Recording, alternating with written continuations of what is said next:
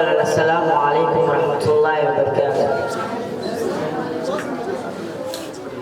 الحمد لله الذي خلق فسوى قدر فهدى، وأشهد أن لا إله إلا الله وحده لا شريك له، وأشهد أن محمدا سيدنا ونبينا صلى الله عليه وسلم عبده ورسوله وصفيه وقليل المبلوغ ورحمة للعالمين وداعيا إلى الله بإذنه وسراجا منيرا.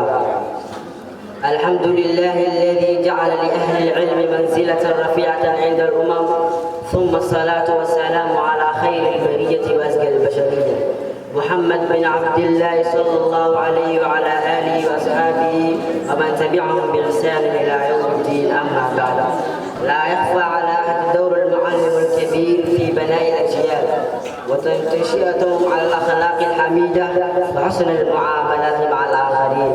لذلك قد يشعر الكثير من الطلبة أنهم بحاجة لتقديم العبارات شكرا وامتنانا له، فهو الذي بين الغالي والنفيس في سبيل إيصال المعلومة للطلبة والحرص على مستقبلهم العلمي والأخلاقي. فإننا في هذا المقال نقدم لكم كلمات شكر المعلم من الطالب وعبارات للمعلم من الطالب، فتابعوا معنا حتى النهاية. أيها الآباء الأفاضل، ضيوفنا الكرام، دورنا الغالي ومعلمينا الكرام، نرحب بكم في ساحة مؤسستنا الميمونة وفي حفلنا المبارك. تحية أهل الجنة يوم يلقونه سلام، فالسلام عليكم ورحمة الله وبركاته.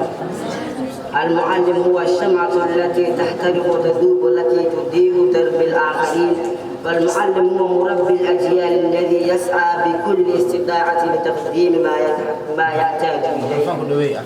يحتاج إليه.